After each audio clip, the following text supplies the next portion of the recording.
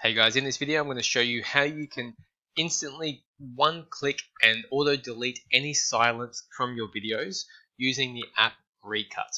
So first you need to download the app ReCut. I'll leave the link in the description below for you.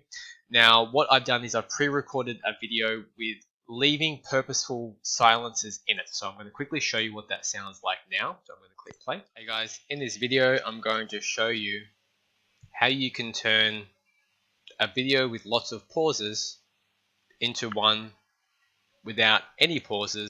Now here is the edited version using that app.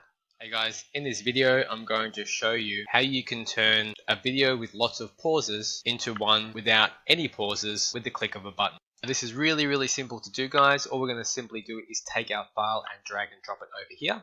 Then it's going to populate down here. Now on the right hand side where it says here silence, you can make a few changes here, so depending on how much space you would like to have on each end of your silent clip, so if you want a few seconds in between, you can go over here to where it says padding, so if you want to have a few seconds of silence in between roughly, or if you want literally no silence at all, and you want those really fast jump cuts, you can maximize the red area. So basically you're going from literally sound to sound without any dead silence at all. There's also an option over here for how much classifies as a duration of silence. So you may only want things that are longer than 2 seconds, or you may want every bit of silence completely cut out. Just be aware the lower that you go, it may cut into some audio. So you can obviously play with this a little bit and just go to sort of the minimum thresholds. So for me, it would be just on here.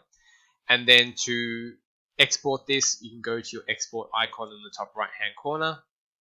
You can select different types of file formats. So you've got MP4 software, WAV, M4A, and you've got different types of formats as well.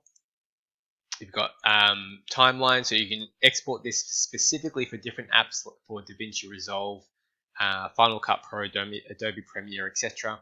So if you're going to be editing further past this app, you can export specifically for that app format. Then you simply click export and save it, and that is all.